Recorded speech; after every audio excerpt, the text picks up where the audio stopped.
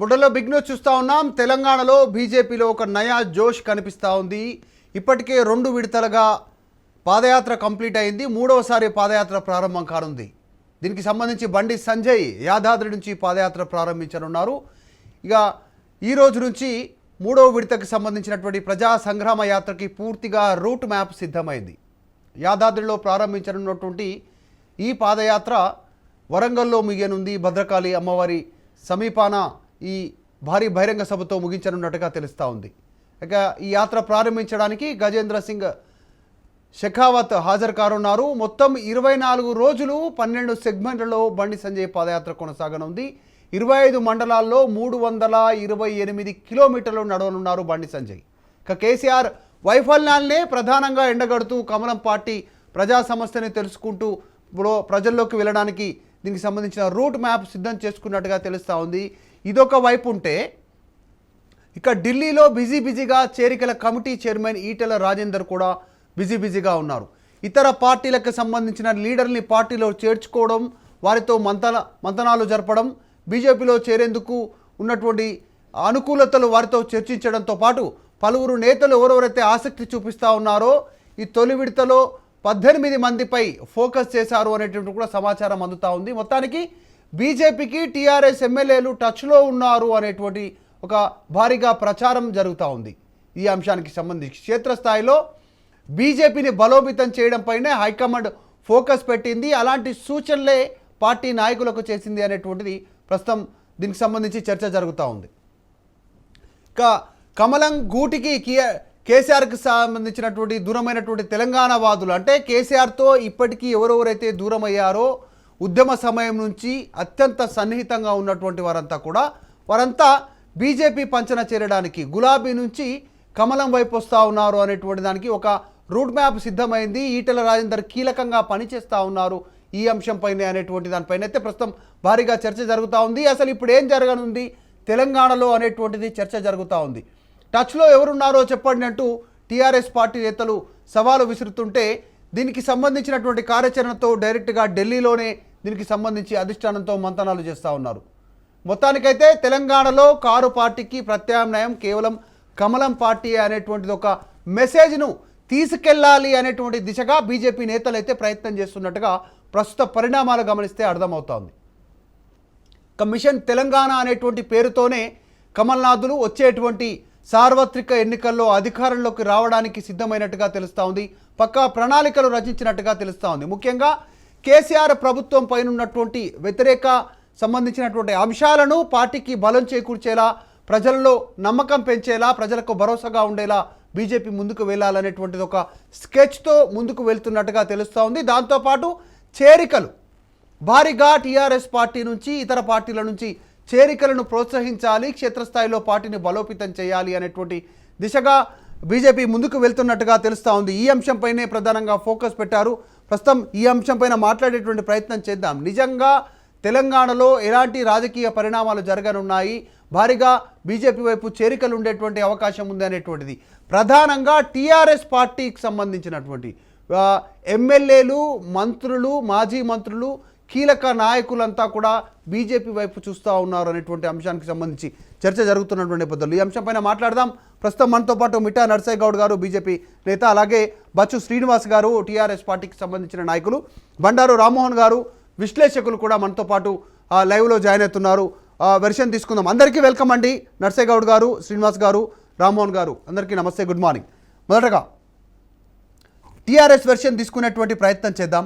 ఎందుకంటే టీఆర్ఎస్ టార్గెట్గానే బీజేపీకి సంబంధించినటువంటి స్కెచ్ ఉంటుంది. ఒక్కొక్క పావులు కదుపుతూ ఉన్నారు. లిస్టుతో ఢిల్లీ వెళ్ళారు ఈటెల రాజేందర్ అనేటువంటి చర్చలు. శ్రీనివాస్ గారు, మీరేం చెప్తారు? టీఆర్ఎస్ పార్టీకి సంబంధించినటువంటి నాయకత్వం అంతా ప్రత్యామ్నాయంగా తమకు అనుకూలంగా బీజేపీ ఉండేటువంటి అవకాశం ఉంది, సీటు విషయంలో కావచ్చు, రాజకీయ భవిష్యత్తు విషయంలో కావచ్చు అనేటువంటి అటు దృష్టి ఉంది అనేటువంటిది ఈటెల రాజేందర్ చెప్పారు. అదే లిస్టుతో దాదాపు మొదటి విడతగా 18 మంది లిస్టుతో ఢిల్లీ వెళ్ళినట్టుగా సమాచారం అంతా ఉంది. భారీగా చర్చ జరుగుతూ ఉంది.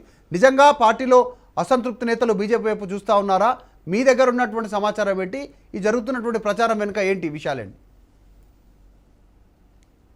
మొట్టమొదట రాజ్ న్యూస్ వీక్షకులకు, మీకు అక్కడ ఉన్నటువంటి మా మిత్రులందరూ కూడా నమస్తే అండి. భారతీయ జనతా పార్టీ వాస్తవాలు మాట్లాడుకోవాలి. ఈ రాష్ట్రంలో భారతీయ జనతా పార్టీ ఇప్పటికీ గెలిచిన స్థానాలు ఎన్ని, భారతీయ జనతా పార్టీకి ఉన్న బలం ఎంత, భవిష్యత్తులో వారు గెలుస్తారనడానికి ఉన్నటువంటి వాళ్ళ దగ్గర ఉన్నటువంటి అంటే ఎన్ని సర్వేలు వచ్చినా ఎవరు వచ్చినా కూడా భారతీయ జనతా పార్టీకి ఇప్పటికిప్పుడు క్షేత్రస్థాయి నుంచి బలం అయితే లేదు. కానీ వాళ్ళకు ఒకటి ఏం అవసరం ఉంది అంటే నాయకులు అవసరం ఉంది. కాంటెస్టింగ్ భారతీయ జనతా పార్టీ పక్షాన నిలబడి పోటీ చేయడానికి నాయకులే లేనటువంటి పరిస్థితిలో వాళ్ళు ఉన్నారు. కాబట్టి వాళ్ళకి నాయకులు కావాలి. మరి ఆ నాయకులు ఎక్కడి నుంచి రావాలి అంటే తెరాస అధికార పార్టీలో అసంతృప్తివాదుల, లేకపోతే 2-3 అంచెల శ్రేణులలో నాయకులు ఉన్నారు. మొదటి శ్రేణి నాయకులు ఉన్నారు, ద్వితీయ శ్రేణి నాయకులు ఉన్నారు, తృతీయ శ్రేణి నాయకులు ఉన్నారు. ఇంకా చాలా మంది కూడా ఈరోజు మునుగోడు ఉప ఎన్నిక వస్తుంది అనేటువంటి ఒక వచ్చేటువంటి అవకాశం ఉంది అనేటువంటి ఆలోచన చేస్తే 6 నుంచి 7 మంది అభ్యర్థులు తెలంగాణ రాష్ట్ర సమితి నుంచి ముందంజలో ఉన్నారు. ఒకరిని కాదని ఒకరు, నాకంటే నాకు సీట్ కావాలి, నేను గెలిచొస్తాను. అంటే అది తెరాస పరిస్థితి. ఇంకొకటి ఏంటంటే ఇది మనం ఎప్పుడో 1990 అంటే ఎన్టీఆర్ గారి పీరియడ్ లో అంటే 94-95లో రాజకీయాలలోకి వచ్చినటువంటిది తొలిసారిగా వచ్చినటువంటి మైండ్ గేమ్ ఏంటంటే మాకు టచ్ లో ఉన్నారు, మా దగ్గర వచ్చి జాయిన్ అవుతున్నారు, ఆల్రెడీ 2 జాయిన్ అయినరు, 3 జాయిన్ అవుతున్నారు, 4 ఢిల్లీలో ఉన్నారు, ఇంకో 2 గల్లీలో ఉన్నారు. దిస్ ఇదే అంటే ఎప్పుడో చిన్నప్పటి మైండ్ గేమ్ అన్నమాట. ఇది పొలిటికల్ మైండ్ గేమ్. అంటే దీని వల్ల ఏంటంటే పబ్లిక్ లో ఇమేజ్ క్రియేట్ చేసుకోవడం కానీ, లేకపోతే నిజంగానే ఎవరైనా అంటే ఎవరైనా ఉంటే తొందరపడేటువంటి మనస్తత్వం ఎవరైనా ఉండి స్థిరత్వం లేనటువంటి వాళ్ళు ఎవరన్నా ఉంటే ఒక అడుగు ముందుకు వేయడానికి ప్రయత్నిస్తారు అనేటువంటి ఒక ప్రయత్నం. అట్లాంటి పరిస్థితి లేదు. ఎందుకంటే పార్టీ అధికారంలో లేదంటున్నారు శ్రీనివాస్ గారు. ఇప్పుడు ఒకటి ఈటల రాజేందర్ గారు టీఆర్ఎస్ పార్టీ ఆవిర్భావం నుంచి మొదటి నుంచి ఉద్యమం సమయం నుంచి అక్కడ టీఆర్ఎస్ లో ఉన్నటువంటి వ్యక్తి, అందరితో పరిచయాలు ఉన్నటువంటి వ్యక్తి. సో ఆయన్నే ఈరోజు జాయినింగ్ కమిటీకి చైర్మన్ గా ఉన్నారు. దీనికి సంబంధించి చేరికల కమిటీకి సంబంధించి బీజేపీ నుంచి. సో బీజేపీలో టచ్ లో ఉన్నారు అనేటువంటి వాస్తవాలు ఉన్నాయి. దాన్ని అంగీకరించాలనేటువంటిది కొద్దిమంది చర్చ జరుస్తా ఉన్నారు దీనికి సంబంధించి. కాదు ఇప్పుడు ఆయనకి ఒక గురుతర బాధ్యత అప్పచెప్పింది ఎవరు? భారతీయ జనతా పార్టీ. ఆయన ప్రూవ్ చేసుకోవాలి, లేకపోతే ఆయన క్యాలిబ్రేషన్ కి దెబ్బ కదా. మీరు ఇప్పుడు బచ్చు శ్రీనివాస్ బాగా మాట్లాడతాడు అని చెప్పి మైక్ ముందుకు వచ్చి ఏం మాట్లాడకుండా మీరు అడిగిన ప్రశ్నలకు సమాధానం ఇవ్వకపోతే నేను రాజ్ న్యూస్ ముందు కూర్చొని దండగ కదా. అట్లనే రాజేంద్ర గారికి ఒక పెద్ద బాధ్యత అప్పచెప్పిండ్రు. అయ్యా నువ్వు సీనియర్ నాయకునివి, ముందు నుంచి పార్టీలో ఉన్నావు, వివిధ రాజకీయ పార్టీలతో కూడా నీకు ఉద్యమ నేపథ్యం నుంచి ఉంది కాబట్టి వీలైనంత మంది నేను ఎక్కువ తీసుకురావాలని నీకు బాధ్యత అప్పచెప్పద్దాం. మొన్నటి వరకు అందరూ అనుకుంటుంటే నీకు ఏ బాధ్యత ఇవ్వలేదు, మేము తటస్థంగా ఉంచినాము, అసలు బాధ్యతనే లేదు, పదవే లేదు. రాజేంద్ర అనేటువంటి వ్యక్తిని నెగ్లెక్ట్ చేసింది భారతీయ జనతా పార్టీ అనేటువంటి అపవాదు తొలగించడానికి నీకు ఒక గురుతర బాధ్యత అప్పచెప్తున్నాము. మరి దాన్ని నువ్వు సక్సెస్ కావాలి. ఆయన దాన్ని సక్సెస్ చేయడానికి మరి ఏదో మంత్రం ఉపయోగించాలి కదా. ఆయన అది స్టేట్మెంట్లు రావాలి కదా.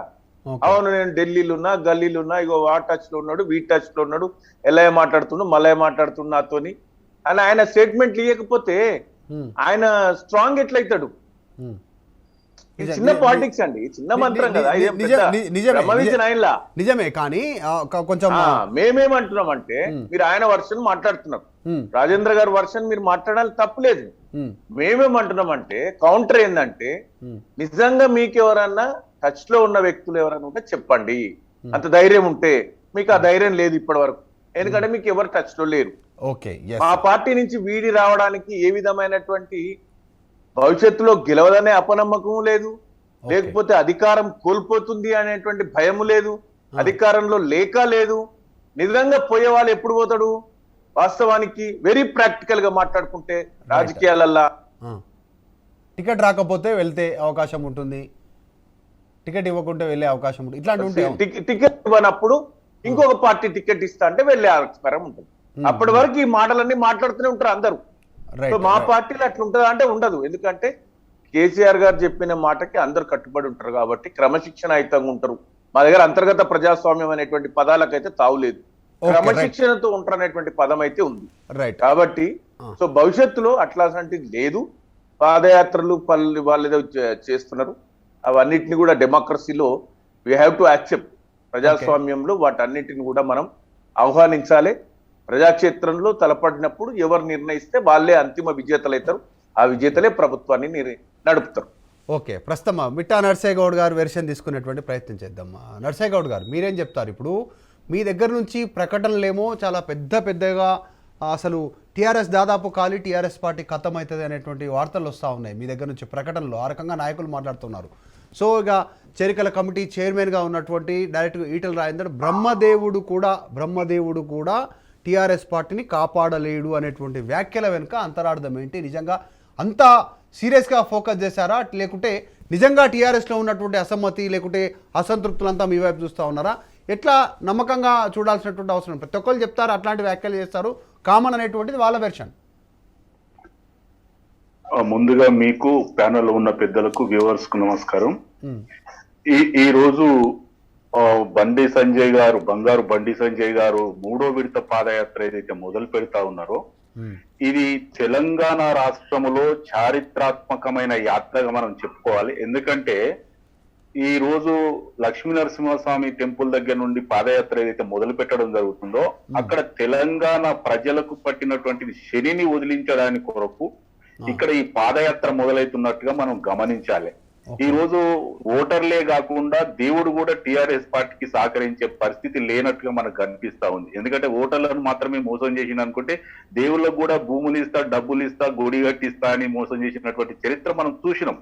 కాబట్టి సూటిగా చెప్పేది ఏంటంటే ఈ రోజు భారతీయ జనతా పార్టీ ఈ 3వ విడత పాదయాత్రలో 328 కిలోమీటర్లు, 25 మండలాలు ఇవన్నీ తిరుగుతూ వెళ్ళడం దేని కొరకు అని అంటే ఈ రోజు టిఆర్ఎస్ ప్రభుత్వ పాలనలో ప్రజలను పట్టించుకోకుండా, వారికి ఇచ్చిన హామీలు నెరవేర్చకుండా వారిని గోసపెడుతున్నారు. కాబట్టి ప్రజల గోస వింటూ వాళ్లకు భరోసా ఇవ్వడానికే మా రాష్ట్ర అధ్యక్షుడు బండి సంజయ్ కుమార్ గారు ఈ రోజు 3వ విడతగా పాదయాత్ర చేయాల్సిన అవసరం వచ్చింది. రెండో విషయం ఏంటంటే చాలా మంది ఏం చెప్తా ఉన్నారు, పెద్ద ప్రకటనలు చెప్తా ఉన్నారు. మరి ఈటెల రాజేందర్ గారు చేరికల కమిటీ చైర్మన్ గా ఉన్నారు, పెద్ద ప్రకటనలు చెప్తా ఉన్నారు. మరి చేరికలు తక్కువ ఉన్నాయి అని అంటా ఉన్నారు. మేము స్పెసిఫిక్ గా అంటే ఎవరు వస్తే వాళ్ళను చేర్చుకునే పరిస్థితిలో భారతీయ జనతా పార్టీ లేదు. మేము ఇచ్చే ప్రీ కండిషన్ ఏంటంటే ఎవరైతే ఎన్నికల కొరకు ఇప్పుడు మామూలుగా టికెట్ వచ్చేటప్పుడు రాని వాళ్ళు వచ్చేది ఒక్క పరిస్థితి, అది వేరే విషయం. కానీ మేము చూసేది ఏంటంటే పార్టీ సిద్ధాంతపరంగా బలోపేతం కావాలి. ఆ బలోపేతం కూడా గ్రామ పంచాయతీ వార్డు లెవెల్ నుంచి తీసుకుంటే రాష్ట్ర స్థాయి వరకు అనే ఒక స్పెసిఫిక్ పర్పస్ తోటి మేము వెళ్తా ఉన్నాం. ఈ రోజు మీరు రండి, ఎవరు పడితే వాళ్ళు రండి అంటే వాళ్ళు వస్తారు, రేపు పొద్దుగాల వెళ్ళిపోతారు. దానివల్ల ఉపయోగం లేదు. ఈ సిద్ధాంతం ఏదైతే ఉందో, జాతీయవాద సిద్ధాంతం ఏదైతే ఉందో, మానవత్వ సిద్ధాంతం ఏదైతే ఉందో, భారతీయ జనతా పార్టీ సిద్ధాంతం పరిపాలన విధానం ఏదైతే ఉందో దానికి కట్టుబడి ఉండే వాళ్ళను మాత్రమే మేము తీసుకుంటామన్న ఆలోచనతోటే మేము ఈ చేరికలను లేట్ చేస్తా ఉన్నాం. చేరికల సంగతి మీరు అట్లా చెప్తా ఉన్నారు. సో అంటే మీరు చెప్పేది ఏంటంటే ఫైనల్ గా టీఆర్ఎస్కు వ్యతిరేకంగా ప్రజాపాలన రావాలి అంటే మా పార్టీలోకి రండి అనేటువంటి మీ పార్టీ నేతలు, మీ పార్టీ చెప్పదలుచుకుంది. ఓకే, అంతవరకు ఓకే. కానీ మీరేం చెప్తారు సాధారణంగా రాష్ట్ర ప్రజానికి? కానీ టీఆర్ఎస్కు ప్రత్యామ్నాయం బీజేపీ ఎందుకు అంటే ఏం చెప్తారు? ఏ విషయం పైన బీజేపీని ప్రజలు నమ్మాలి? మెయిన్ గా ఈ రాష్ట్ర సాధనలో భారతీయ జనతా పార్టీ చాలా ముందంజలు 98 నుండి మేము ఉన్నాం. కాబట్టి మేమేం చెప్తాను, భారతీయ జనతా పార్టీ ఏం చెప్తా ఉందంటే ఈ రోజు ఉద్యమ నేత అని చెప్పుకునే కేసీఆర్ గారు చాలా విలువైన హామీలను ఇచ్చిండు, కానీ దాన్ని నెరవేర్చడంలో వెనుకబడిపోయిండు. వాళ్ళు ఏమన్నారు, ఉచిత నిర్బంధ విద్య అని చెప్పారు. ప్రజలకు ఏం కావాలని ప్రతిరోజు అన్నం పెట్టలేము, ప్రతిరోజు వాళ్ళని బాగుపరచలేము. వాళ్ళకు ఒక మంచి చదువు ఇచ్చి మంచి ఉద్యోగం, ఒక పని కల్పిస్తే వాళ్ళ బతుకు వాళ్ళు బతుకుతారు కదా. ఆ మాటే కేసీఆర్ గారు ఉద్యమ సమయంలో అన్నారు. కాబట్టి అందరూ వాళ్ళను నమ్మి ఓట్లేయడం జరిగింది. కాబట్టి ఇలా విద్యా వ్యవస్థను, ఆరోగ్య వ్యవస్థను దెబ్బతీసినటువంటి ముఖ్యమంత్రి ఆయన ఎంతసేపు ఏం చెప్తారంటే నేను 1 కోటి ఎకరాల మాగాన్ని తయారు చేసిన, నేను ఒడ్డు పండించిన అని చెప్పడంలో డొల్లతనం ఉన్న తప్పితే మిగతా విషయాల అంటే ఉద్యోగాలు ఇవ్వడంలో వెనుకబడిపోయింది. తర్వాత నేను ఒక్కొక్కరి చదివితే పెద్ద లిస్టే ఉంటది. కాబట్టి ఈ రోజు నేనేమంటున్నా, ఒకవేళ టిఆర్ఎస్ గవర్నమెంట్ కనుక వాళ్ళు ఇచ్చిన హామీలను నెరవేర్చి ప్రజలను మంచిగా చూసుకుంటే ఈ రోజు 90% వ్యతిరేకత ఎందుకు ఉన్నది ప్రజలలో? ఈ రోజు ప్రజలు భారతీయ జనతా పార్టీ వైపు ఎందుకు చూస్తా ఉన్నారు? ఈ రోజు all India rice millers association అధ్యక్షుడు ఎందుకు భారతీయ జనతా పార్టీలో చేరుతా ఉన్నారు? ఇలా రచనారెడ్డి ఎందుకు చేరుతా ఉన్నారు? ఇలా వేలాది మంది యాదగిరి గుట్టలో ఎందుకు భారతీయ జనతా పార్టీలో చేరుతా ఉన్నారు? అసంతృప్తి ఉందనేది ప్రజలలో స్పష్టంగా చెప్తా ఉన్నారు కదా. ఈ రోజు మునుగోడుకు పోయి కనీసం వ్యవసాయ కూలీలను అడిగితే కూడా భారతీయ జనతా పార్టీకి ఓటేస్తామని చెప్తా ఉన్నారంటే కేసీఆర్ మీద, కేసీఆర్ పరిపాలన విధానం మీద, ఈయన అందుబాటులో లేని విధానం మీద, ఈయన నెలకు 20 రోజులు ఫామ్ హౌస్ లో ఉన్న విధానాల మీద ఈ రోజు ఇచ్చిన రైతులను ఆదుకోలేదు, లేకపోతే నిరుద్యోగులను ఆదుకోలేదు, నిరుద్యోగ భృతి ఇవ్వలేదు, ఇలాంటి డబుల్ బెడ్రూమ్ ఇవ్వలేదు, వీళ్లకు 2 నెలలుగా ఫ్రీగా వచ్చిన బియ్యం ఇవ్వలేదు, కరెంటు బిల్లులు పెంచిరు, ఆర్టీసీ బిల్లులు పెంచిరు, రేషన్ ఇప్పుడు వీళ్ళకి ఇచ్చే డీజిల్ మీద వ్యాట్ తగ్గించలేదు. ఇలాంటివి చెప్పుకుంటూ పోతే ఏ రకంగా ప్రజలను ఈయన మంచిగా చూసినట్టు? కాబట్టి వాళ్ళు ఏమనుకుంటున్నారంటే విద్యా వ్యవస్థను నాశనం చేసిండు, 3000 స్కూళ్లు మూసివేసిండు, 8 సంవత్సరాలు ఒక టీచర్ను రిక్రూట్మెంట్ చేయలేదు, కానీ వీరికి మాత్రం నేను ఉచిత నిర్బంధ విద్య నేను బాగు చేస్తా అంటాడు. నా మనవడు నీ మనవడు ఒకే స్కూల్లో చదువుతా అంటాడు, ఒకే బిల్డింగ్ మీద కూర్చుంటా అంటాడు, ఒకే ఉద్యోగం చేస్తా అంటాడు. కేవలం 8 సంవత్సరాలలో వాళ్ళ ఎలక్షన్ అఫిడవిట్ చూస్తే అంతకు ముందు ఎంత పెరిగిందంటే 100 కోట్ల పైచిలుకు పెరిగింది. కాబట్టి ఇవన్నీ చూసినటువంటి ప్రజలు ఏమంటా ఉన్నారంటే కేసీఆర్ పరిపాలన పోవాలి అని కోరుకుంటా ఉన్నారు. ఈ రోజు భారతదేశంలో ఉన్నటువంటి మోడీ సర్కార్ చేస్తున్నటువంటి పాలన విధానాన్ని చూసి వాళ్ళు ఇక్కడ డబుల్ ఇంజన్ సర్కార్ రావాలనుకుంటారు. శ్రీనివాస్ గారు ఏదో మాట్లాడుతూ అంటున్నారు. శ్రీనివాస్ గారు మోడీ పరిపాలన గురించి మాట్లాడాలి. ఈ రచనారెడ్డి ఎవరు? ఈ రైస్ మిల్లర్స్ అసోసియేషన్ ప్రెసిడెంట్ ఎవరు? రచనారెడ్డి ఏ పార్టీలో ఉండే, ఎక్కడి నుంచి వచ్చింది? ఇవన్నీ మాట్లాడాల్సి ఉంటుంది, డెఫినెట్ గా మాట్లాడాల్సి వస్తుంది. నేను కూడా మాట్లాడినప్పుడు వినాలి, తర్వాత మీ ఇష్టం ఏం మాట్లాడతారో మాట్లాడండి. నేను అనేది ఏంటంటే ఒకటి, ఈ రోజు ప్రజలు వరదలు వచ్చి బాధలలో ఉంటే ఈ సీఎం కేసీఆర్ గారు ఢిల్లీకి ఎందుకు పోయారో ప్రజలకు చెప్పాల్సిన అవసరం ఉంది. ఈ రోజు ఒకటి నర్సయ్య గౌడ్ గారు ప్రధానంగా చర్చ మాట్లాడతాం, సబ్జెక్ట్ కి కన్ఫైన్ అయి మాట్లాడాలి. ముఖ్యమైన విషయం ఏంటంటే ఈ రోజు చేరికల గురించి చెప్తా ఉన్నారు. ఈ రోజు మునుగోడు ఎమ్మెల్యే భారతీయ జనతా పార్టీలకు రావాల్సిన అవసరం ఏం వచ్చిందండి? ఈ 3.5 సంవత్సరాలుగా మునుగోడులో అభివృద్ధి కార్యక్రమాలను అక్కడ స్థానిక మంత్రి అడ్డుకున్నాడు, కేసీఆర్ ప్రభుత్వం అడ్డుకున్నది. కాబట్టి ఇలా నేను రాజీనామా చేస్తా అనగానే గట్టుపల్లు ప్రకటించే మండలముగా అక్కడ రోడ్లు ఇస్తా అంటారు, రేషన్ కార్డులు ఇస్తా అంటారు, డబుల్ బెడ్రూమ్లు ఇస్తా ఉంటారు. ఈ రోజు ప్రజలకు పండుగ వాతావరణం వస్తా ఉంది. అంటే ప్రజలు ఏం కోరుకుంటా ఉన్నారు అంటే ఎక్కడైతే ఉప ఎన్నిక వస్తుందో అక్కడ మాత్రమే అభివృద్ధి జరుగుతుంది అనుకుంటా ఉన్నారు. ఇంతటి ఇప్పుడు ఏ సర్వే చూసినా ఇండియా సర్వే మొన్న వచ్చింది 362 సీట్లు. ఇప్పటికిప్పుడు ఎన్నికలు జరిగితే భారతీయ జనతా పార్టీకి సెంట్రల్ లో ఎంపీ సీట్లు వస్తాయన్నది. ఇక్కడ వస్తే కనీసం 30% అబోవ్ ఓట్ షేరింగ్ వస్తా ఉన్నారు. అంటే ఇవన్నీ నేను ఎందుకు చెప్తా ఉన్నా అంటే రాష్ట్రంలో గత 8 సంవత్సరాలుగా పరిపాలన చేస్తున్నటువంటి కేసీఆర్ గారు, వారి ముఖ్యమైన మంత్రి కేటీఆర్ గారు, వారు హామీలు ఇవ్వడంలో చాలా ముందంజలో ఉన్నారు, కానీ వారు నెరవేర్చడంలో కానీ వెనుకంజలో ఉన్నారు. వెరీ సింపుల్ అండి. హుజూరాబాద్ ఎన్నికకి వస్తే దళిత బంధు పథకం తీసుకొచ్చారు. వారు ఏం చెప్పారు? 20,929 ఇల్లు వాళ్ళు కుటుంబాలు ఉన్నాయి, వాళ్ళందరికీ ఇస్తా అంటే ఇప్పటికీ కూడా పూర్తి స్థాయిలో ఇచ్చినట్టుగా లేదు. తర్వాత 4 మండలాలు సెలెక్ట్ చేశారు, అక్కడ కూడా సాచురేషన్ పాయింట్ లో ఇంకా కాలేదు. మరి రాష్ట్ర వ్యాప్తంగా 17 లక్షల కుటుంబాలు ఉన్నాయంటే ఈ 17 లక్షల కుటుంబాలకు ఎన్ని సంవత్సరాలలో ఇస్తాడు? అంటే దళితులను మోసం చేసినట్టే కదా. కాబట్టి నేను ఏమంటానంటే పోడు రైతులకు మేము పట్టాలు ఇస్తామని అక్కడ మోసం చేసిరు. అంటే ప్రతి వాళ్ళని మోసం చేయడం వల్ల వాళ్ళలో టీఆర్ఎస్ ప్రభుత్వం పట్ల ఒక వ్యతిరేకత భావన పెరిగింది. కాబట్టి వారిని దిగిపోవాలంటే 2 సార్లు గెలిచిండు, 3వ అవకాశం కోరుకోవాలి.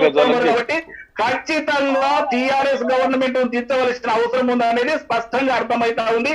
ఈ రోజు బంగారు బండి సంజయ్ గారు ఈ రోజు పాదయాత్ర మొదలు పెట్టే టీఆర్ఎస్ గుండెల్లో గుణపాలు వచ్చినట్టుగా కనిపిస్తా ఉంది. నర్సయ్య గౌడ్ గారు నిజంగా కూడా ఈ రోజు చేరికలకు సంబంధించి చర్చ అయితే ఒకటి ఉంది. మీ దగ్గరకు వస్తాను, శ్రీనివాస్ గారు మీ దగ్గర కూడా వస్తాను. బండారు రామ్మోహన్ గారు ఉన్నారు, విశ్లేషకులు సార్ వెర్షన్ కూడా తీసుకునేటువంటి ప్రయత్నం చేద్దాం.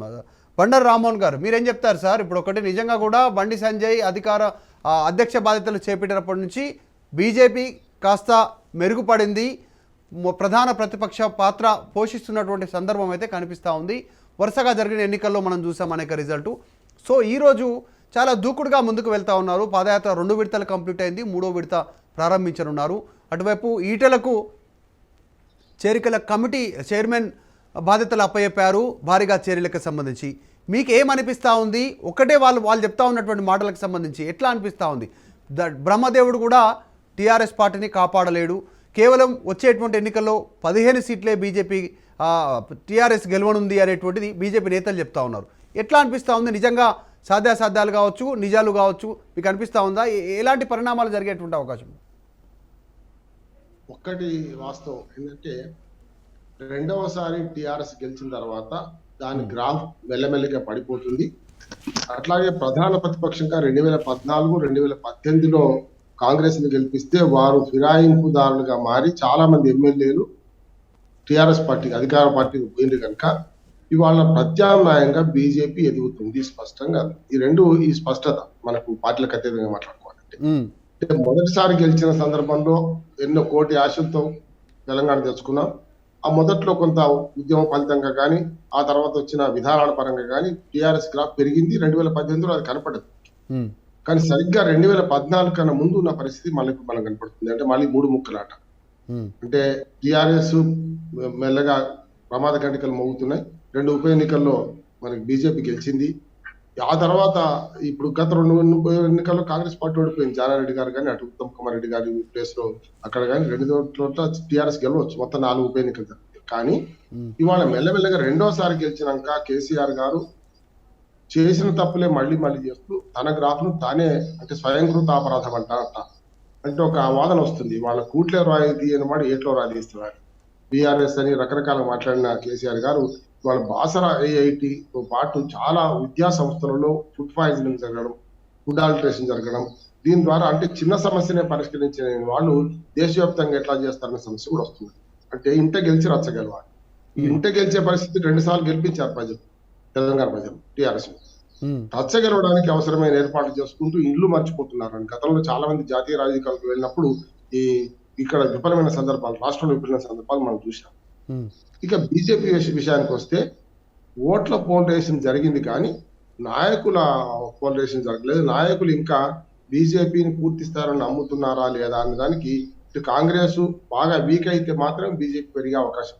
టీఆర్ఎస్ ఇవాళ కాంగ్రెస్ ఇద్దరు శత్రువులను బీజేపీ ఎదుర్కోవాల్సింది. కానీ ఒక పార్టీ బీజేపీ చేస్తుంది ఏంటంటే ఓట్ల పోలరైజేషన్ లో గ్రామ స్థాయిలో కూడా ఇవాళ కాంగ్రెస్ ను వీడో టిఆర్ఎస్ ను వీడో కార్యకర్తలుగా బీజేపీని ఆదరించే వర్గం పెరుగుతున్నది. ఇది బలం.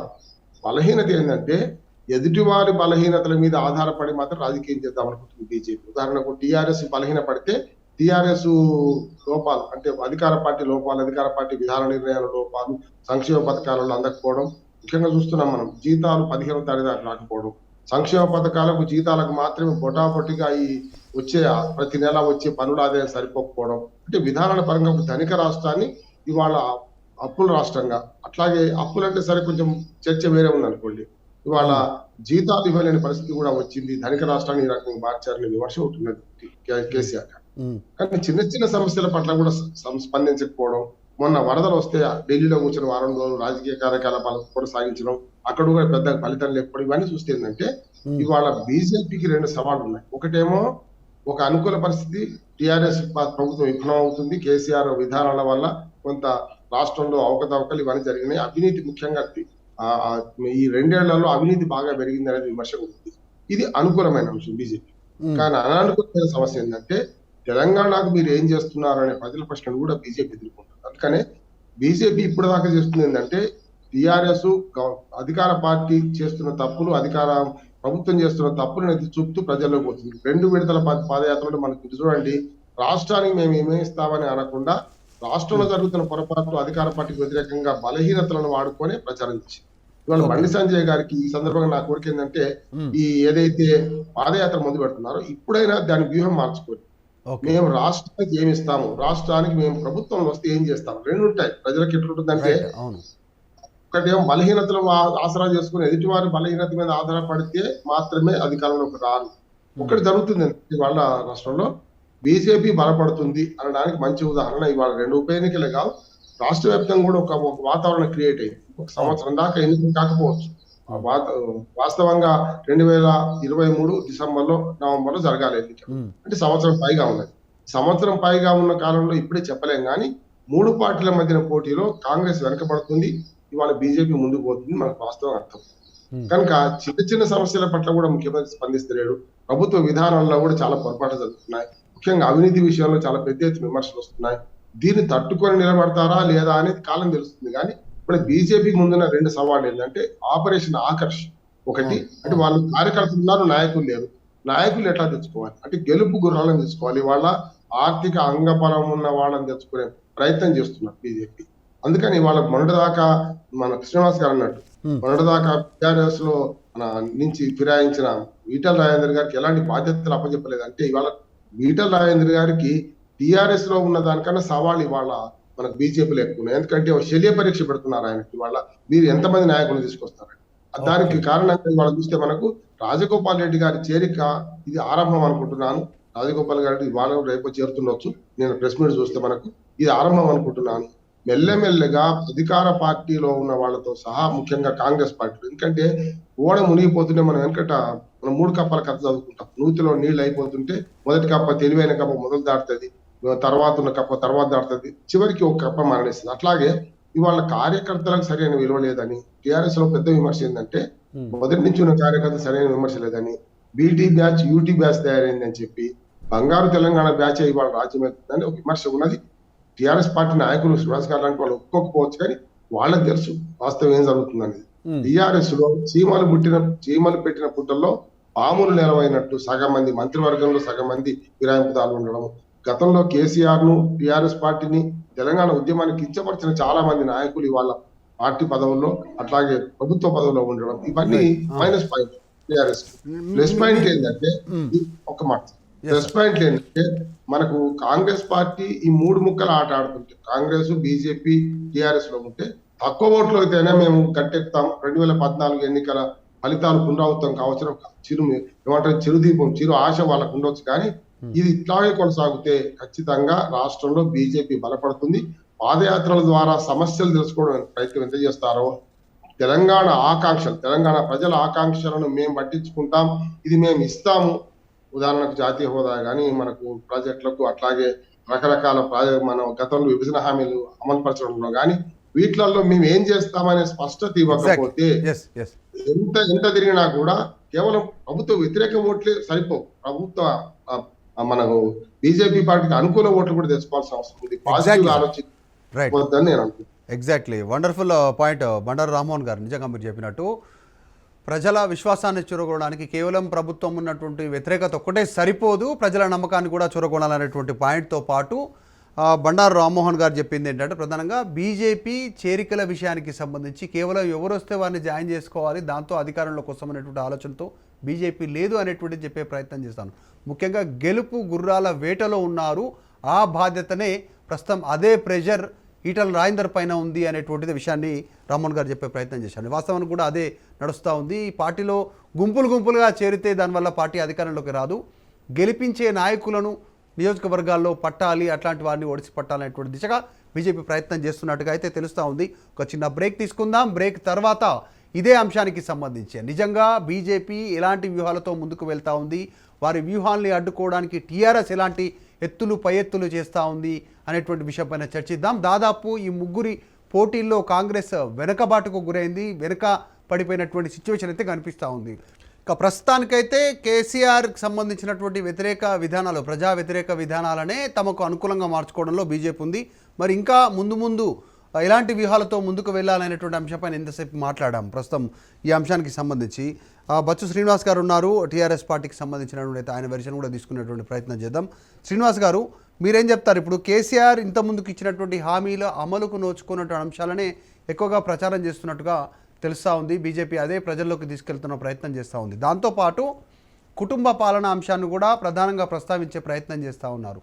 దాంతోపాటు అవినీతి జరిగింది ప్రభుత్వ పథకాలలో, అనేక ప్రాజెక్టుల్లో కావచ్చు, ఇంకా ఇతర కార్యక్రమాలు అనేటువంటి అంశాన్ని తీసుకుపోతున్నటువంటి సిచ్యువేషన్ కనిపిస్తూ ఉంది. దాంతోపాటు ఇంకొక ప్రధానమైనటువంటి అంశాన్ని బీజేపీ ఫోకస్ చేసినట్టుగా తెలుస్తూ ఉంది.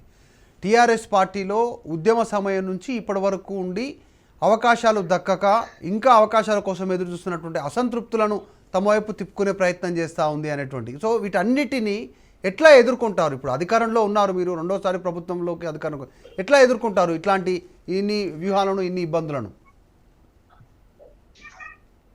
మొట్టమొదట మీరు అన్నట్టుగా తెలంగాణ రాష్ట్ర సమితి ఇచ్చినటువంటి హామీలు నెరవేర్చాలనేది ముమ్మాటికి తప్పు మాట. ఎందుకంటే మేము ఇచ్చినటువంటి హామీలను మించి పథకాలు చేపట్టినాం. ఈరోజు ఈ రాష్ట్రంలో ఎప్పుడు కూడా బీజేపీ ఇప్పటి వరకు లేదు. భవిష్యత్తులో ఏం చేస్తామనేటువంటి దానిపైన ఇప్పటి వరకు వాళ్ళకి స్పష్టం లేదు. ఈ రాష్ట్రంలో అరాకొర ధరలు పెరిగినాయని మాట్లాడే వాళ్ళు నిత్యం వస్తువుల మీద జిఎస్టీ భారాన్ని మోపి జిఎస్టీ బకాయిలు ఇవ్వకుండా, ఈ రాష్ట్రానికి తీసుకున్నటువంటి ధాన్యాన్ని ఇప్పటి వరకు సేకరించకుండా, రావాల్సినటువంటి ఈ జిఎస్టీ బకాయిలు ఇవ్వకుండా, వేల కోట్ల రూపాయలు ఇవ్వకుండా, ఈ రాష్ట్రానికి రావాల్సినటువంటి ఐటీఐఆర్ పార్క్ను రద్దు చేసి దేశవ్యాప్తంగా ఇచ్చినటువంటి ఐటీ పార్క్లను ఇక్కడ ఒక్క పార్క్ కూడా శాంక్షన్ చేయకుండా, విభజన హామీలను నెరవేర్చకుండా, వాళ్ళతోని మేము మాట్లాడాలి, బీజేపీతోని పోల్చుకోవాలి, బీజేపీతోని మాట్లాడాలంటే బీజేపీ జాతీయ స్థాయిలో ఇచ్చిన హామీల గురించి మేము మాట్లాడాల్సి ఉంటుంది. పెంచినటువంటి గ్యాస్ సిలిండర్ల గురించి మాట్లాడాలన్నా, గ్యాస్ రేట్ల గురించి మాట్లాడాలన్నా, డీజిల్ పెట్రోల్ గురించి మాట్లాడాలన్నా, నిత్యావసర సరుకుల గురించి మాట్లాడాలన్నా, నల్లధనం వచ్చిందా, లేకపోతే 14 లక్షలు వచ్చినాయా, ఆత్మనిర్భర భారత్ వల్ల ఎవరు బాగుపడ్డారు, ప్రభుత్వ రంగ సంస్థలను అమ్మేయడమా, లేకపోతే వాళ్ళు సాధించింది కనీసము ప్యాడీ కొని 20,000 కోట్ల రూపాయల ధాన్యాన్ని సేకరించినటువంటి రాష్ట్ర ప్రభుత్వం నుంచి ఇప్పటి వరకు ఒక స్పష్టమైన హామీ ఇవ్వకుండా దాన్ని తత్సారం చేస్తూ ముందుకెళ్లిపోతూ మిల్లర్లందరినీ కూడా మోసం చేసేటువంటి ప్రయత్నం చేస్తూ, దాన్ని మిల్లర్ల పైన కేసులు పెట్టలేదు, అట్లే కేసులు పెట్టలేదు, వాళ్ళు అవకతవకలకు పాల్పడుతున్నారనే మాటలా, లేకపోతే ఇప్పటి వరకు మేము వాళ్ళు ఇచ్చినటువంటి జీవో ప్రకారము మార్చ్ వరకు ఇవ్వాల్సినటువంటి బియ్యానికి అదనంగా ఈ రాష్ట్ర ప్రభుత్వం తనవంతుగా కల్పించినటువంటి ఇచ్చినప్పటికీ కూడా మే జూన్ ఇయ్యలేదనేటువంటి అపవాదును అంటగట్టడమా, ఏ విధమైనటువంటి అంటే ఏది మాట్లాడినా అబద్ధపు అసత్యపు మాటలు మాట్లాడుకుంటా వాళ్ళు పెంచినటువంటి డీజిల్ పెట్రోల్ వల్ల దేశవ్యాప్తంగా దాని ఇంపాక్ట్, దాని భారం ఎన్నింటి పైన ఉంటుంది. అందరు కూడా మాట్లాడుకుంటున్నారు ఈ రోజు డబుల్ బెడ్రూమ్లని. ఈ రోజు రాష్ట్ర వ్యాప్తంగా 4 లక్షల డబుల్ బెడ్రూమ్ రూమ్లు త్వరలో, డబుల్ బెడ్రూమ్ ఇల్లు త్వరలో ఈ అంటే ఆగస్టులో మొత్తానికి ప్రజలకి ఇచ్చేటువంటి కార్యక్రమాన్ని ప్రభుత్వం తీసుకోబోతుంది. ఇంకా హామీల గురించి మాట్లాడుతున్నారు. తెలంగాణ రాష్ట్ర ప్రభుత్వం ఇస్తున్నటువంటి సంక్షేమ పథకాలు డబుల్ ఇంజన్ సర్కార్లో ఎక్కడైనా అమలవుతున్నాయా? మీరు ఇన్ఫ్రాస్ట్రక్చర్ చూసుకుంటే, మౌలిక వసతులు చూసుకుంటే, నేను ఉత్తరప్రదేశ్ వెళ్ళినా, ఢిల్లీ వెళ్ళినా, మహారాష్ట్ర వెళ్ళినా, అక్కడ జాతీయ రహదారులు కూడా తెలంగాణలో ఉన్నటువంటి రాష్ట్ర రహదారులు లేదా జిల్లా రహదారులలో కూడా లేనటువంటి పరిస్థితి. ఇంకా సంక్షేమ పథకాలతో పోల్చుకుంటారా? 4-5 రెట్లు ఇక్కడే మన సంక్షేమ పథకాలు కూడా ఇక్కడ నిర్వహిస్తున్నటువంటి, అంటే వీళ్ళు డబుల్ ఇంజన్ సర్కారులో చీకట్లో రాష్ట్రాలను మగ్గిస్తున్నారు. మౌలిక వసతుల కల్పన లేదు, నీళ్ల ఏర్పాటు సరిగ్గా లేదు. ఇంకా ఏ విధంగా డబుల్ ఇంజన్ సర్కారులో సక్సెస్ రేట్ ఉన్నది, ఇక్కడ ఏమిస్తారు? ఆయన బండారు మోహన్ రావు గారు కూడా కొంత ప్రభుత్వ వ్యతిరేకత ఉన్నట్టుగా మాట్లాడిన ఒక మాట అన్నారు. బీజేపీ స్వయంగా ఏ విధంగా వాళ్ళు ప్రజల్లోకి వెళ్ళి అంటే ఏం చేయబోతున్నారు భవిష్యత్తులో అనేటువంటి విషయాల గురించి కూడా మాట్లాడాలని చెప్పింది. వాళ్ళ ఎజెండా ఏంది, రేపు ఏం చేయబోతున్నారు? తెరాస చేయని అంటే తెరాస సంక్షేమ పథకాలు ఎత్తేస్తారా, ఇంకా కొత్త సంక్షేమ పథకాలు తీసుకొస్తారా, ఇంకా ఏం చేస్తారు వాళ్ళు అనేది ఇప్పటి వరకు వాళ్ళకి ఒక స్పష్టత లేదు. కాబట్టి వాళ్ళు మా మీద దుమ్మెత్తిపోయడానికి వేరే విధమైనటువంటి అంటే ఉట్టిగా మాటలు మాట్లాడడం తప్ప ఇంకా ఏమీ లేదు. ఈ రాష్ట్రం నుంచి 4 ఎంపీలను అందించినటువంటి తెలంగాణ ప్రభుత్వానికి నిధులు తీసుకురావాల్సినటువంటి ఆలోచన లేకపోగా వచ్చే నిధులు రాని పక్షంలో వాళ్ళు గొంతెత్తి పార్లమెంట్ లో మాట్లాడరు. వాళ్ళదే కేంద్ర సర్కారు ఉన్నది. ఈ రాష్ట్రంలో విపత్తులు వచ్చినాయి. 4 సంవత్సరాల నుంచి 4 సందర్భాలలో విపత్తులు వస్తే వివిధ రాష్ట్రాలకు అంటే మధ్యప్రదేశ్కి ఇచ్చిండ్రు, గుజరాత్కి ఇచ్చిండ్రు, బీహార్కి ఇచ్చిండ్రు, కర్ణాటకకి ఇచ్చిండ్రు, ఆంధ్రప్రదేశ్కి కూడా ఇచ్చిండ్రు. చివరికి 4,000 కోట్ల రూపాయల వరకు 4 కోట్ల రూపాయలు కూడా తెలంగాణ రాష్ట్రానికి ఇయ్యలే. ఇదేనా రేపొద్దున మీ బీజేపీ సర్కార్ వస్తే చేసేది? అంటే వేరే పాలిత బీజేపీ లేకుండా ఇంకేదైనా ప్రాంతీయ పార్టీ ఉంటే నిధులు శాంక్షన్ చేయరా? ఇంకోటి ప్రతిసారి కుటుంబ పరిపాలన గురించి మాట్లాడేటువంటి మీరు 100 సార్లు 1000 సార్లు 1,00,000 సార్లు అన్ని వేదికల మీద చెప్పినాం. మీ పార్టీలో 22 నుంచి 25 కుటుంబాలకు చెందినటువంటి 3 తరాల వ్యక్తులు పరిపాలన చేస్తున్నారు. ఎందుకు మీరు అది మర్చిపోయి ప్రవర్తిస్తున్నారు? అదొకటి తెలుసుకోవాలి. ఇట్లాంటి ఆరోపణలు, అర్థం పర్థం లేని ఆరోపణలు, పాలనాపరమైనటువంటి లోపాలు ఉంటే మీరు ఎత్తి చూపి ప్రజాక్షేత్రంలోకి వెళ్ళండి, తప్పులేదు. కానీ అనవసరమైనటువంటి వ్యక్తిగత ఆరోపణలకు వెళ్ళి మాట్లాడితే మాత్రం దానివల్ల నిష్ప్రయోజనం. ఈ రాష్ట్ర ప్రభుత్వం మనుగడ సాగించడానికి FRBM లిమిట్స్ అన్ని రాష్ట్రాలకు కాకుండా దీనికి ప్రత్యేక పరిమితులను విధించి వేరే అప్పులను కూడా దాంట్లో చేర్చి రాష్ట్రానికి అప్పు పుట్టకుండా చేసి రాష్ట్రం మనుగడ సాధించొచ్చు అనేటువంటి, సాధించకుండా ఉండే విధంగా వాళ్ళు ప్రయత్నం చేస్తున్నారు. 32,000 కోట్ల రూపాయలు ఈ రాష్ట్రానికి రావాల్సినటువంటి అవసరం ఉంది. అన్ని గ్రాంట్స్ కలుపుకుంటే ఇప్పటి వరకు ఎందుకు శాంక్షన్ చేయటం లేదు? ఎందుకు డిజాస్టర్ మేనేజ్మెంట్ కింద 1 కోటి రూపాయలు కూడా మీరు ఎందుకు శాంక్షన్ చేయలేదు? 1000 కోట్ల రూపాయలు కనీసం 1000 కోట్ల రూపాయలు డిమాండ్ చేస్తే తెలంగాణ ఈ రోజు అందులో 1 కోటి రూపాయలు కూడా ఎందుకు శాంక్షన్ చేయలేదు? అంటే మీ ప్రభుత్వం లేదు, వివిధ బీజేపీయేతర ప్రభుత్వాలు మనుగడ సాధించొద్దని అనేది మీ యొక్క అభిమతంగా సాగుతుంది. అందుకోసమైనా ఈ ప్రభుత్వాన్ని, ఈ తెలంగాణ ప్రభుత్వాన్ని ఇంత ఇబ్బందికి గురి చేస్తున్నారు. మాట్లాడితే కాళేశ్వరం అంటారు, అవినీతి అంటారు. 4 సంవత్సరాల నుంచి కేంద్ర ప్రభుత్వంలో, 8 సంవత్సరాల నుంచి కేంద్ర ప్రభుత్వంలో మీరే ఉన్నారు. అవినీతి కనుక జరిగితే చర్యలు తీసుకోమని ఆ రోజు నుంచి ఈ రోజు వరకు కూడా మేము డిమాండ్ చేస్తూనే ఉన్నాం. ఎందుకు మీరు చర్యలు చేపట్టడం లేదు? ఈ సిచ్యువేషన్ మరి చర్యలు ఎందుకు తీసుకోవట్లేదు అనేటువంటి నుంచి కూడా అటు నుంచి వెర్షన్ వస్తూ ఉంది. ఒకవైపు ప్రత్యామ్నాయం మేమే అని చెప్తూ అవినీతి సర్కార్ అని చెప్తున్నటువంటి వీళ్ళు ఎందుకు చర్యలు తీసుకోవట్లేదు అనేటువంటి ఒక అనుమానం కూడా ఉంది క్షేత్రస్థాయిలో. ఈ అంశానికి సంబంధించి బీజేపీ వెర్షన్ ఏంటి? మిట్టా నరసాయి గౌడ్ గారు మీరేం చెప్తారు? సమయం తక్కువగా ఉంది, ఎక్కువ సమయం తీసుకోకుండా ఈ వెర్షన్ చెప్పండి. దాంతోపాటు ఇచ్చినటువంటి హామీలన్నీ కూడా నెరవేర్చామనేటువంటి వెర్షన్ కూడా టీఆర్ఎస్ నేతలు చెప్పే ప్రయత్నం చేస్తున్నారు. 2 అంశాలపై ఎట్లా స్పందిస్తారు? ఫైనల్గా కంక్లూడ్ చేయండి. మొదటి వర్షన్ ఏంటంటే కేసీఆర్ గారిని, కేసీఆర్ కుటుంబాన్ని ఎందుకు కేసులు పెడతలేరు, ఎందుకు జైల్లో వేస్తలేరు అనేది వాళ్ళు అడుగుతా ఉన్నారు. ఇప్పుడు నేనేమంటున్నానంటే తినబోతూ రుచులు ఎందుకు, వంట వండడం అయింది, విస్తరలో పెట్టడం అయింది, తినిపించేంత టైం మాత్రమే ఉంది. తొందరగా వాళ్ళకి అంత జైలుకు తొందరగా పోవాలని ఉంటే ఎవరేం అడ్డుకునే పరిస్థితి ఏం లేదు. ఎందుకంటే ఈ రోజు నర్సయ్య గౌడ్ మాత్రమే ఆరోపణ చేయడం కాదు, జాతీయ అధ్యక్షుని కాంచెల్లి రాష్ట్రీయ అధ్యక్షుని వరకు, మంత్రుల నుండి ప్రధానమంత్రి వరకు ఏటీఎం అని చెప్తా ఉన్నారు. కాళేశ్వరం బ్యాక్ వాటర్ తోటి ఎంత అన్యాయం జరిగిందో తెలుస్తా ఉంది. మరి ఇది 1,30,000 కోట్లు ఎందుకు ఖర్చు పెట్టిరు అనేది, ఒకే కంపెనీకి ఎందుకు ఇచ్చిరు అనేది, ఇవన్నీ కూడా మూడో దాన్ని నామినేషన్ మీద, అంటే 3వ టీఎంసీకి నామినేషన్ మీద ఎందుకు ఇచ్చిరు అనేది, ఇవన్నీ కూడా అవినీతికి తార్కాణాలు. వాళ్ళు తీసుకున్నటువంటి మిషన్ కాకతీయ గాని, మిషన్ భగీరథ గాని, ఈ భోంచేసే కార్యక్రమాలు అనేది అందరికీ తెలిసిన విషయం. ఈరోజు రెండోది ఏంటంటే, నేను ఇప్పుడే జైలు పోతా అంటే నీ టైం ప్రకారం జైలు పోవడం కాదు, నీకు టైం వస్తుంది. ఆల్రెడీ ఈడీ నోటీసులు వచ్చినట్టుగా చాలా ప్రచారం జరుగుతా ఉంది. దాని మీదనే తర్జన భర్జనలు, రాత్రులు ఢిల్లీ పోతున్నారు, వాళ్ళ ఛానల్ ఏం చేస్తున్నారు అనేది సోషల్ మీడియాలో చెప్పుకుంటా ఉన్నారు. మీరేం తొందరపడద్దు, మీకు ఖచ్చితంగా ఫిక్స్ అయింది డేటు. ఆ డేట్ కూడా మీకు చెప్తారు, మిమ్మల్ని పిలుస్తారు, ఈడీ నోటీసులు వస్తాయి, మీరు పోయి సమాధానం చెప్పాలి, ఆ తర్వాత అరెస్ట్ అవుతారు, ఆ తర్వాత ఒకే బ్యారక్ లో వేయడం జరుగుతుంది. తొందరపడద్దు. ఇక రెండో విషయం ఏంటంటే, టిఆర్ఎస్ గవర్నమెంట్ ఏమంటుందంటే, మేము ఇచ్చిన హామీలన్నీ నెరవేర్చినాము, మేము ఎక్కడ నెరవేర్చలేదని బుకాయిస్తా ఉంది. నేను ఒక్కటే అడుగుతున్నా, మీరు ఏం చెప్పినండి? మీరు చెప్పిందే అడుగుతున్నా. నిరుద్యోగ వృత్తి రెండో టర్మ్కి వచ్చినప్పుడు నిరుద్యోగ వృత్తి ఇస్తా అని చెప్పిండ్రు, ఇచ్చినారా అని అడుగుతున్నా. ఇందులో నేనేం తప్పడవట్లేదు కదా. తర్వాత 2017 లో రైతులకు యూరియా, పొటాషియం ఇవన్నీ కూడా ఫ్రీగా ఇస్తాను, నేను అందుకే పుట్టినా, దేశం గజగజలాడుతుంది, భూమి బద్దలైపోతుందని ప్రకటించిన కేసీఆర్ గారు ఇచ్చినారా? మరి ఇస్తే ఎవరికి ఇచ్చిండ్రు? ఇది చెప్పాలి కదా. గొర్రెలు ఇస్తా, బర్రెలు ఇస్తా, కందులు ఇస్తా, మందులు ఇస్తా, పందులు ఇస్తాను కొన్ని డబ్బులు కట్టించుకొని వాళ్ళకు కూడా ఇవ్వలేదని మొన్ననే రాజయ్య యాదవ్ గారు లైవ్ లో చెప్పిండ్రు. మరి ఇది ఇచ్చిండ్రా? నెక్స్ట్ ఇంకొకటి ఏంటంటే ఉద్యోగాలు ఇస్తానని చెప్పింది. వాళ్ళు ఏం చెప్పారంటే మెయిన్ గా ఈ తెలంగాణలో ఉన్న ప్రత్యేకత ఏంటంటే ఇంకొకటి మీకు గుర్తు చేసుకున్న యాడాన్ ఏంటంటే బండారు రామ్మోహన్ గారు ఇందాక మాట్లాడుతూ ఒక మాట అన్నారు ప్రధానంగా, కేవలం ప్రభుత్వ వ్యతిరేకత ఓట్లు మా వైపు ఉన్నాయనుకుంటే కాదు, ప్రత్యామ్నాయం బీజేపీ అంటే ఏ రకమైనటువంటి అంశాలు వస్తే, ఒకవేళ అధికారంలోకి రావాలనుకుంటే వస్తే ఏం చేస్తారనేటువంటిదో ప్రజలకు చెప్పాల్సినటువంటి అవసరం ఉంది. ఆ నమ్మకాన్ని కూడా చురుకోవాలి. ఎట్లా ఆ అంశానికి సంబంధించి చెప్పి కంక్లూడ్ చేయాలి.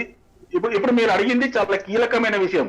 అందరూ అనుకున్నట్టు, ప్రతిపక్షాలు విశ్లేషకులు అనుకున్నట్లు కేవలం ప్రభుత్వ వ్యతిరేకత ఓట్ల మీద ఆధారపడి మేము పనిచేయడం లేదు. ఏ సర్వే మాకు ఆర్గనైజేషన్ పరంగా, పార్టీ పరంగా 30% షేర్ మాకుంది ఆల్రెడీ. ఇప్పుడు టిఆర్ఎస్ కు 38% ఉంది. ప్రభుత్వ వ్యతిరేకత ఓటు 5-10% అటు ఇటు మారితే వాళ్ళు దిగిపోతారు, అంటే కమలము వికసిస్తుంది, గులాబీ వాడిపోతుంది అనేది ప్రజల యొక్క భావన. మేము కూడా అదే అంటాం. రెండు ఇంకో కీలకమైన విషయం ఏంటంటే, ఈ తెలంగాణ అంటే ఉమ్మడి ఆంధ్రప్రదేశ్ లో గాని తెలంగాణలో గాని 2-3 సార్లు వరుసగా ఎవరు కూడా ఎన్నిక కాబడలేదు. కాబట్టి ప్రజా వ్యతిరేకత ఇంతగానో మూట కట్టుకున్నటువంటి కేసీఆర్ ఖచ్చితంగా దిగిపోవలసిన సమయం ఏంటంటే, ప్రజలకు వాళ్ళు ఏమంటారు అంటే, చాలా ఆరోపణలు చేసిండు శ్రీనివాస్ గారు. వాళ్ళ ఆరోపణలు చేసిన అన్ని ఉట్టి పచ్చి అబద్ధాలు. నాకు టైం ఇస్తే గంట చేతి కూడా నేను చెప్పగలను. బండారు రామ్మోహన్ గారు వెర్షన్ తీసుకునేది ఉంది, అందుకని కన్ఫర్మ్ చేయమన్నా. వారు ఎంతసేపు ఏమంటున్నారు అంటే, భారతీయ జనతా పార్టీ కేంద్రం నుంచి వచ్చే నిధులు రాలేదంటే, ఏ నిధులు రాలేదో స్పెసిఫిక్ గా చెప్పండి. మేము కాలేజీలు ఇస్తామంటే అప్లికేషన్ పెట్టుకోరు, బియ్యం పంపించమంటే బియ్యం ఇయ్యరు, తర్వాత 2 నెలలకు సంబంధించి ఫ్రీ బియ్యం అంటే ఫ్రీ బియ్యం ఇయ్యరు. ఇవాళ ప్రజలకి ఇచ్చే బియ్యం మేము ఇచ్చినాము 28-29 రూపాయలు, 1 రూపాయి మాత్రమే కేసీఆర్ ఇచ్చిండు. కేసీఆర్ వరద బాధితులకు 10,000 ఇస్తారని ఇంతకు ముందు మోసం చేసి ఇప్పుడు కూడా ఇవ్వలేదు. అన్ని రకాల మోసం చేస్తున్నటువంటి కేసీఆర్ ప్రభుత్వాన్ని దిగిపోవాలని ప్రజలు కోరుకుంటా ఉన్నారు. ప్రభుత్వ వ్యతిరేకత ఓట్లు 5-10% మాకు రావచ్చు, కానీ 30% మా పార్టీ ఓట్లు ఉన్నాయి. ఈ రోజు పాదయాత్ర నేను ఒకటే కీలకమైన విషయం ఏంటంటే, ఇలా పాదయాత్ర మొదలవుతున్నటువంటి ఆలేరు నియోజకవర్గంలో మా బూడిద భిక్షమయ్య గౌడ్ గారు బంపర్ మెజారిటీతో గెలవబోతా ఉన్నారు. ఇది చాలా మీకంటే నేను చెప్తా ఉన్నా. ఈ రోజు మా పాదయాత్ర అంటే భయపడతా ఉన్నారు, మీరు ప్రజలను ఎదుర్కోలేకపోతా ఉన్నారు. కాబట్టి ముఖము చాటేసి కొన్ని ఆ ప్రగతి భవన్ లో ఫామ్ హౌస్ లో ఉంటున్నారు. కాబట్టి నేను ఒకటే హెచ్చరిస్తుందంటే, భారతీయ జనతా పార్టీ ఆపే ప్రసక్తి రాదు. ఇలా ప్రజలు మా వైపు ఉన్నారు, ప్రజలు మా ప్రభుత్వాన్ని కోరుకుంటా ఉన్నారు. కాబట్టి ఖచ్చితంగా మేము అధికారంలోకి వచ్చి తీరుతాం. రైట్ బండారు రామ్మోహన్ గారు, సార్ మీరేం చెప్తారు సార్ ఫైనల్ గా? రెండే విషయాలు. ఏంటంటే, గతంలో 5 ఏళ్లుగా ముందు 5 ఏళ్ళు అయితే ప్రభుత్వ పరిపాలన బాగా సజావు సాగిందో చాలా పథకాలు మంచి ప్రారంభించాం. కానీ ఇవాళ ఇచ్చిన హామీల్లో విఫలమైన హామీలు 4 ఉన్నాయి. అంతకుముందే నర్సగౌడ్ గారు చెప్పారు. ఒకటి నిరుద్యోగ వృత్తి గురించి మాట్లాడారు, అది ఇవ్వలేదు. మళ్ళీ కొత్త రేషన్ కార్డులు ఇస్తానారు, అది ఇవ్వలేదు. అట్లాగే పాత పథకాలు, దళిత బంధు కొనసాగింపు సరిగ్గా లేదు. దళితులకు 3 ఎకరాల భూమి విఫలమైన పథకమైంది. ఇవన్నీ కూడా టిఆర్ఎస్ పార్టీకి మైనస్. అలాగే ఇప్పుడు ఇవాళ బీజేపీ వాళ్ళు తిరుగుతుంటే 2 ప్రశ్నలు వస్తాయి. నేను స్పష్టంగా చెప్తున్నాను. ఇవాళ బీజేపీ టిఆర్ఎస్ వైఫల్యాలను పూర్తిగా ఎండగట్టడంలో పూర్తిగా విజయం సాధించింది బీజేపీ. ప్రజల్లోకి వెళ్ళడానికి ఇది ఒక మంచి మార్గమైంది. దాంతో పాటు మనం ప్రధానమంత్రి వచ్చినప్పుడు మంచి హామీ లభిస్తుంది తెలంగాణ రాష్ట్రానికి అనుకున్నాము. అది నెరవేరలేదు కనుక అది ప్రతిబంధకం అవుతుంది ఈ యాత్రలో నేను అనుకుంటున్నాను. ఈ 2 ఉంటాయి, సమస్యలు ఉంటాయి, సవాళ్లు ఉంటాయి. కనుక సవాళ్లలో దీనివల్ల బీజేపీ ఎదుగుతుంది, పోలరైజేషన్ జరిగింది. ప్రజల్లో ఒక మంచి కాంగ్రెస్ పడిపోతున్న క్రమంలో బీజేపీ 2వ ప్రత్యామ్నాయం, సరైన ప్రత్యామ్నాయంగా ఎదిగే ప్రయత్నం జరుగుతుంది. కనుక దీన్ని నిలబెట్టుకోవాలంటే టిఆర్ఎస్ గవర్నమెంట్ వ్యతిరేకంగా, అట్లాగే మనకు తెలంగాణ ప్రజలకు అనుకూలంగా నిర్ణయాలు తీసుకోవాలి. దాన్ని బండి సంజయ్ గారు పైకి వెళ్ళి ఇవాళ వరద సాయం గురించి కానీ ఇతరత్ర చిన్న అవసరాలు ఏవైతే విఫలం కాలేదంటున్నారు, కానీ బీజేపీ చాలా విషయాలలో అభివృద్ధి విషయంలో చాలా వరకు రాష్ట్రానికి కావాల్సిన నిధులను ఇవ్వడంలో విఫలమైంది. దాన్ని తెస్తే ఖచ్చితంగా బీజేపీకి భవిష్యత్తు ఉంటుందని నేను ఓకే. ఇంకొకటి ఫైనల్గా బండారు రామ్మోహన్ గారు, ఇప్పుడు ఉన్నటువంటి ప్రభుత్వ వ్యతిరేకతనంతా కూడా తుడిచిపెట్టేలాంటి ఒక కొత్త కార్యక్రమం కోసం, కొత్త పథకం కోసం రూపకల్పన చేస్తూ ఉన్నారు సీఎం కేసీఆర్. ఆ విషయంపైనే తలమునకలై ఉన్నారు అనేటువంటిది కూడా చర్చ జరుగుతూ ఉంది. అంటే ఇప్పుడున్నటువంటి ఇచ్చినటువంటి హామీలు ఇందాక మనం మాట్లాడుకున్నటువంటి అన్నీ మర్చిపోవాలంటే ప్రజలకు ఏం కావాలి, నియోజకవర్గాల వారీగా ఎవరేం కోరుకుంటున్నారు, ఏ వర్గాన్ని ఎక్కువగా టార్గెట్ చేస్తే మళ్ళీ అధికారంలోకి వచ్చేటువంటి అవకాశం ఉంది, మళ్ళీ ఒక పథకాన్ని రూపొందిస్తున్నారని కూడా ఒక ప్రచారం ఉంది. నిజంగా అట్లాంటివి పనిచేసే అవకాశం ఉందా? ఒక మాటలో ఏం చెప్తారు? అసలు ఇది కాకుండా ఈడీ నోటీసుల గురించి రాజకీయ కార్యకలాపం తన వ్యక్తిగతమైన పనుల కోసమే ఢిల్లీ పోయినట్టు అర్థమవుతుంది. మనం చాలా వరకు చూస్తే మనకు ఢిల్లీకి వెళ్ళిన ప్రతిసారి రకరకాలుగా కేంద్ర ప్రభుత్వం మీద ఆరోపణలు చేయడం, దాంతో మిగతా మిత్రులను కలుసుకునే ప్రయత్నం చేశారు. ఈసారి కూడా అఖిలేష్ యాదవ్ కలుసుకుని ఎవరిని కలుసుకున్నా కూడా ఇవాళ పుకారు ఏంటంటే ఈడీ నోటీసులు తప్పించుకోవడానికి కాంప్రమైజ్ కి వెళ్ళారనే ఒక పుకారు ఉంది. అది ఎంతవరకు నిజమనేది అది త్వరలో తెలుస్తుంది. రైట్. రెండోది ఏంటంటే రాజగోపాల్ రెడ్డి ఇష్యూ కూడా ఒక ముఖ్యంగా ఇవాళ ప్రధాన అంశం అయింది. రాజగోపాల్ రెడ్డి గారితో ఇంతమంది పోతారు, మా తర్వాత ఎంతమంది కాంగ్రెస్ ఖాళీ అవుతుందా, టీఆర్ఎస్ ఖాళీ అవుతుందా అనేది భవిష్యత్తు తెలుస్తుంది. కానీ ఒక్క మాట చెప్పొచ్చు, ఇవాళ టీఆర్ఎస్ లో కాసిన చెట్టుకే రాళ్ళు పడతాయి. గతంలో పదవులు పొందిన వాళ్ళు చాలా మంది టీఆర్ఎస్ నుంచి రాజీనామా చేసి ఒకేసారి పదవి వచ్చి రెండోసారి రాకపోతే స్వామి గౌడ్ గాని విఠల్ గాని చాలా మంది మీరు బీజేపీ కానీ ఇతర పార్టీలకు వెళ్ళిపోయారు. కనుక ఈ సవాలు కూడా కేసీఆర్ కు టీఆర్ఎస్ కుంది. వాళ్ళ రేపు పొద్దున ఇప్పటిదాకా పదవులు రాని వాళ్ళందరూ రేపు ఎన్నికలు రాగానే టీఆర్ఎస్ పార్టీ, అందుకని బీజేపీ స్పష్టంగా మాకు టీఆర్ఎస్ నుంచి కూడా కాంటాక్ట్ లో ఉన్నారు చాలా మంది ఎమ్మెల్యేలు, చాలా మంది ప్రధాన నాయకులు అంటున్నారు. అది చాలా వరకు వాస్తవం. ఎందుకంటే ఆశ ఎన్ని రోజులు పెట్టుకుంటారు, ఆశ చచ్చేదాకా పెట్టుకుంటారు. ఎన్నికలు వచ్చిన తర్వాత రెండు పార్టీల నుంచి, అటు కాంగ్రెస్ నుంచి టీఆర్ఎస్ నుంచి బీజేపీకి వలసలు ఉంటాయని, రాజకీయ స్వార్థంతోనే రాజకీయ కార్యకలాపాలు సాగుతాయి కానీ ఏమో మొత్తం మీద సిద్ధాంతము నేను కేసీఆర్ గారికి జీవితాంతం రుణపడి ఉంటా అనే వాళ్ళు కొంతమంది ఉంటారు. ఉదాహరణకు మన జీవన్ రెడ్డి గారు, ఏది మన ఆర్మూర్ ఎమ్మెల్యే, అట్లాంటి వాళ్ళు కొందరు ఉండొచ్చు. కానీ చాలా మంది అవకాశవాదులు అన్ని పార్టీలో ఉన్నారు. వీళ్ళందరూ అవసరానికి రేపు ఎన్నికల ముందు పార్టీలు ఫిరాయిస్తారు. పెద్ద ఎత్తున రాజకీయ రంగంలో ఫిరాయింపులు ఉంటాయని నేను. Right. Thank you so much అండి. బండారు రామ్మోహన్ గారు విశ్లేషకులు, అలాగే బచ్చు శ్రీనివాస్ గారు టీఆర్ఎస్ పార్టీకి సంబంధించిన సీనియర్ నాయకులు, అలాగే మిట్టా నర్సయ్య గౌడ్ గారు బీజేపీకి సంబంధించిన సీనియర్ నాయకులు. థ్యాంక్ యూ సో మచ్ మీ అభిప్రాయం చెప్పినందుకు. ఇది సిచ్యువేషన్. ఈరోజు నిజంగా కూడా ఒక భారీ మార్పు రాజకీయంగా కుదుపు జరగనుంది ఈసారి తెలంగాణలో అనేటువంటిది. ఎవరు ఎక్స్పెక్ట్ చేయనటువంటి ఎన్నికలు ఈసారి జరగనున్నాయి. ట్రయాంగిల్గా జరగనుందా, లేదంటే ఇద్దరి మధ్యనే పోటీ ఉండనుందా అనేటువంటిదిగా చర్చ జరుగుతూ ఉంది. ప్రస్తుతానికైతే టీఆర్ఎస్కు ప్రత్యామ్నాయం బీజేపీ అనేటువంటి విషయంలో బీజేపీ చెప్పుకుంటూ కాస్త ముందు వరుసలో ఉంది అనేటువంటి అంశం అయితే వాస్తవికంగానే ఉంది. చాలా దూకుడుగా బీజేపీ ముందుకు వెళ్తూ ఉన్నటువంటి పరిస్థితి. ప్రస్తుతానికైతే ఈ రేస్లో కాంగ్రెస్ వెనుకబడి ఉంది. టీఆర్ఎస్కు సరైనటువంటి ధీటైనటువంటి పార్టీ బీజేపీ అనేటువంటి ప్రజల్లోకి విస్తృతంగా తీసుకెళ్లే ప్రయత్నాన్ని అయితే బీజేపీ నేతలు చేస్తూ ఉన్నారు. పాదయాత్ర ద్వారా కావచ్చు, నెక్స్ట్ ఫ్యూచర్లో చేరికల ద్వారా కావచ్చు, వరుసగా వచ్చినటువంటి గెలుపుల అంశాన్ని మరింతగా తమకు అనుకూలంగా మార్చుకోవడంలో కావచ్చు, రేపు జరిగేటువంటి మునుగోడు ఉప ఎన్నికకి సంబంధించి కూడా మాకే లాభం జరుగుతుంది అనేటువంటి అంశాన్ని కూడా ప్రజలకు తీసుకెళ్లే ప్రయత్నం బీజేపీ చేస్తూ ఉంది. చూద్దాం ఫ్యూచర్లో ఎలాంటి సిచ్యువేషన్, ఎలాంటి మార్పులు జరగనున్నాయో తెలంగాణలో అనేటువంటి ఎదురు చూద్దాం.